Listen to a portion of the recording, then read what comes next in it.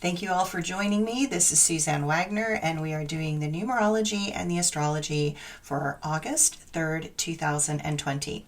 I want to thank everybody for the comments on YouTube related to the astrology for August, and that I'm hopefully helping everybody keep their sanity in the middle of all of this. And that makes me really happy because, I think that we all need each other, and I think we all have to figure out how to work together and see this from a bigger and broader overview perspective. So thank you for listening and thank you for tuning in.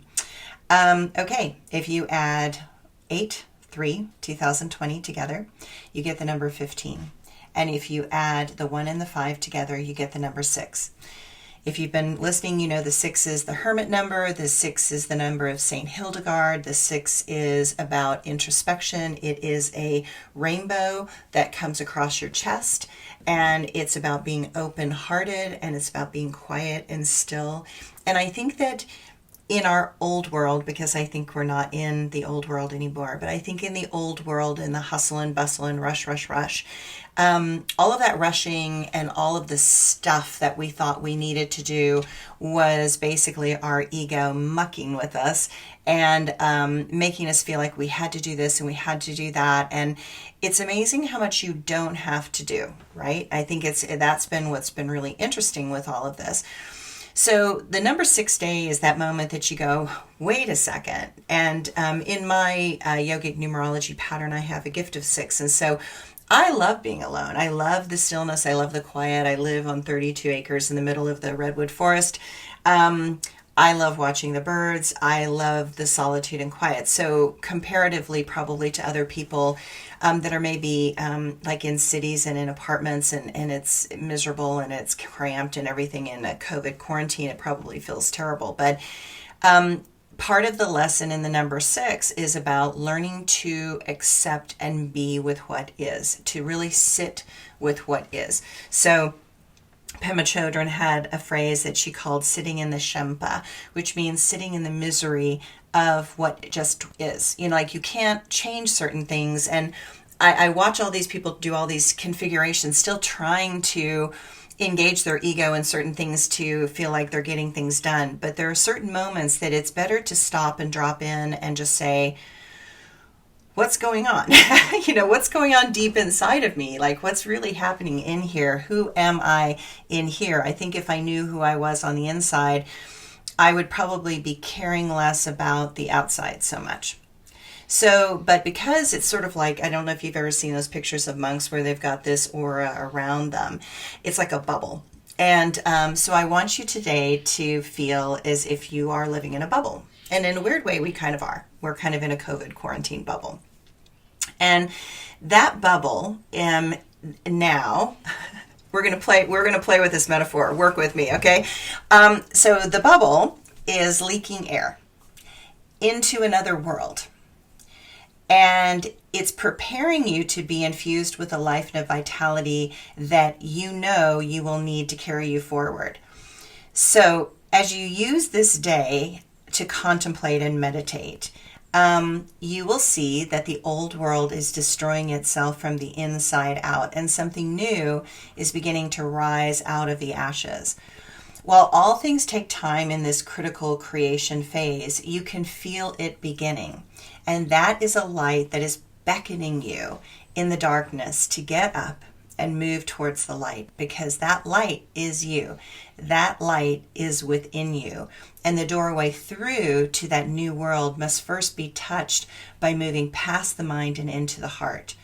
Within your heart is that soul that knows the pathway through chaos and into a better future. Trust that. It's time to stop listening to the minds that want to confuse and deceive. So again, using this metaphor, I don't know if you've ever seen like two solar systems that are going to crunch together. And if you don't know, Andromeda is going to run into us a billion years from now. Well, we won't be here, but it's going to run into us. And Andromeda is a much bigger galaxy. And so it's what we're going to do is we're going to get sucked up into the Andromeda galaxy. And this is the metaphor I want you to play with today as you're meditating, that you have a bigger self, you have a higher self. You are bigger and vaster than this narrow representation of your physical body in this lifetime.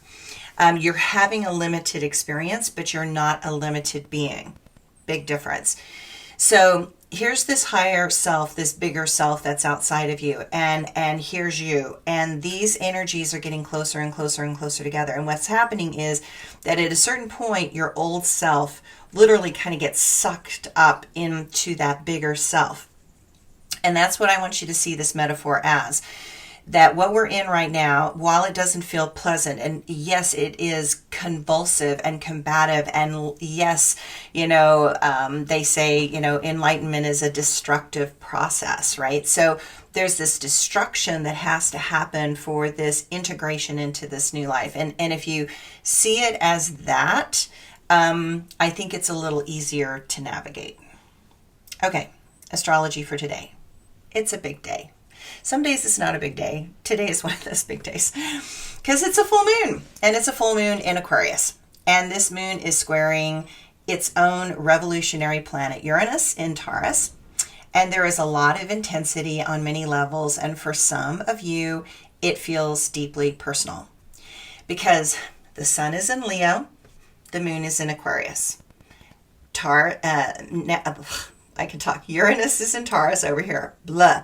I can talk. And then we're also dealing with the fact that Mars is in Aries, which is a big combative energy. So we've got all these fixed signs, that want to be fixed, right, and certain of our position. And then you've got all of this expansion that is trying to happen because Aquarius is basically trying to be innovative and to pull us forward rather than pull us back. And then the Taurus energy says we are expanding what we perceive as comfort. We are expanding what our perception is for money and the value of money. And so all of these things are getting hit, and saying, Uranus says, oh, Taurus energy, you're stuck in a rut, you're going to change. The moon in Aquarius says your emotions need to move ahead and move forward and stop moving back. The sun in Leo is saying, be happy and be cheerful and be bright and be bubbly and take in this beautiful world and this beautiful life. Okay. So now, you can use this energy in a constructive way by stepping outside of your normal routine. This quarantine and those that have really tried to practice isolation over these many months really feel the need to find some freedom and change. I personally am going to go to the river and swim and have a picnic. You too could take a break and in some way. There have been so many demonstrations going on because Uranus in Taurus is anything but peaceful. Mars in Aries is anything but peaceful. So expect those tensions to escalate. Just remember that a sane government is not, in America, supposed to harm its own people. But we are now embarking into a domain that is not going to be remotely sane. So buckle up, buttercups. It is going to get wild and woolly from this point forward. This full moon in Aquarius gives more energy to groups and organizations. Realize that we are moving forward into the astrology, whether anyone likes it or not. The Aquarian age is being born. And when we get to December with Saturn and Jupiter going into Aquarius, there's going to be no stopping the innovation and forward progression that this present government has been trying to interrupt. Remember that Aquarius rules the internet. Notice that this one innovation is saving our economy from complete and total breakdown in this pandemic.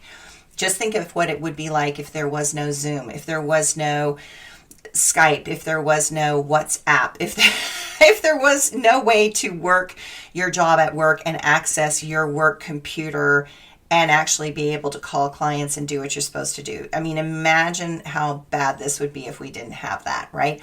So innovation and forward progression is not bad. It's a major miracle that in this world of change, even though humanity is not mature enough or wise enough to know completely how to use things like the internet and social media. This sun, Leo, this Leo sun wants to open hearts, restore kindness and civility, and it wants us to smile, share, and play. Uranus and Taurus squaring is the wild card that disrupts the status quo. No matter what, this indicates that our values in our material world are changing. That old school thinking is now so out of touch with where we need to go, and those still clinging to the past will suffer greatly as they are yanked into the forward motion of this new world that is unfolding. Sometimes something much bigger than us is forcing an evolution of our consciousness. Impatient, Mars in Aries is squaring do it big or go home planet Jupiter. And this means that something is happening that is so huge that all of us are being asked to be patient as the biggest life changes in your reality in this lifetime are being implemented. You are going to have to relax in this huge wave. You are going to have to let it carry you forward and not resist. This massive force is so big that you're not going to be able to swim against this current. You will have to find a way to feel comfortable with the unfolding changes and just roll with the waves. The way I handle this seemingly insane moment in history is that I tell myself that when I was a child, I knew this moment was going to come in my life. I knew, and I spoke about it through the 1990s into 2013 and beyond. And each person, and I would say in those workshops and lectures that I was giving, I would say that after 2013, each person is going to need to have their inner connection to their highest self and inner guides and angels to navigate it. That the energy is going to be expanding exponentially. What do I mean by that? Normally things go 2, 4, 6, 8, 10, 12, right? But that's not what's happening in this world. It goes 2, 4, 8, 16, 32, 64. It expands, it doubles on itself.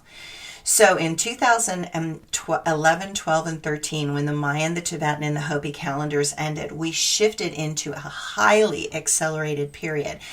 In case you didn't notice that, right? Like it's been speeding up so much. And that each person was going to be given a choice.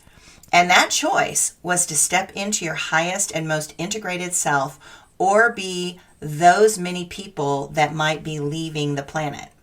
And there are a lot of people leaving this world. I'm not sure you're even noticing how many are dying when we are not even relating it to the pandemic. Okay, so like, you know, to me, I'm one of those strange people. It's like I start noticing with my clients, like, oh, that person's mother died. Oh, that person's father died. Oh, that person's aunt died. Oh, that person's mate died. Oh, you know, I mean, it's like, what the hell? Okay, and I'm not even talking about the pandemic. I mean, I am talking about just people deciding they can't handle the energy acceleration and they are out of here. Okay. And I keep wondering, like, do they know something we don't know? But I feel like I was here to be like the canary in the coal mine. So I feel like I'm supposed to be here no matter what this thing is going to be doing. So it is time to stand proud and become the spirit that was born in fire and passion. That's you. It is time to choose your values and align with those that support community, safety, and health. It is time to recognize the deep conflicts in our world and actively move towards doing something that heal them and align constructively with others. Know that the voices are going to become louder and stronger. Those voices are raw with emotion and suffering. Past attitudes that perpetuate suffering are illuminated and exposed. Those that have been overlooked are awakening to the realization that they do have power to change this world as long as they learn to work together. This full moon pulls at the deepest strings of our human nature. Mercury opposes Saturn in the afternoon. Know that all forms of transportation may seem frustrating and delayed. Try your best to not criticize others. They are as challenged as you. Rely on your intelligence to help you get through all of this. Stay in as practical of a mindset as you can and be as realistic in your goals. All right. That was a lot for the astrology today. Okay. My quote for today. All life has to be respected and revered. All life has a meaning and a purpose. You do not get to judge which life has more or less value. That life has something to show you, a perspective and function that you may have overlooked. And my blog for today. Okay, let's talk about what fighting really is. There are so many types of fighting that we are witnessing in the world right now. Ugh. Some fights are with the self. Some fights are about events or circumstances. Some fights are for love and connection. Some fights are within the mind. Some fights are in the heart. But all the fights are for a purpose. You know that intuitively when you begin to feel that fight inside your soul arise. We want to fight because we can never see past the choices we have not yet made. We want to fight because the present reality is not good enough or right. We want to fight to make our world better. But we cannot see anything in this world that we are not willing to understand. And in this world, the decision to fight for something is the beginning journey for you to find your purpose. Purpose is the moment that you begin to create something that you need to succeed in a new domain and one that you do not yet have the answers to. The desire to fight ignites purpose. The stronger the desire, the more intense is the fight. The more you are willing to put everything on the line in that fight, the more meaning and depth that purpose has to you. That is how you find a powerful and impactful purpose in life. Humanity seeks blindly for meaning and purpose in the shallow graves of the past. All you need to do to find your purpose is to discover what you are willing to die for. At the edge of death is always a new life. You're willing to stand at that edge will show you the pathway to that purpose. Thanks, everybody. Hope you have a great day.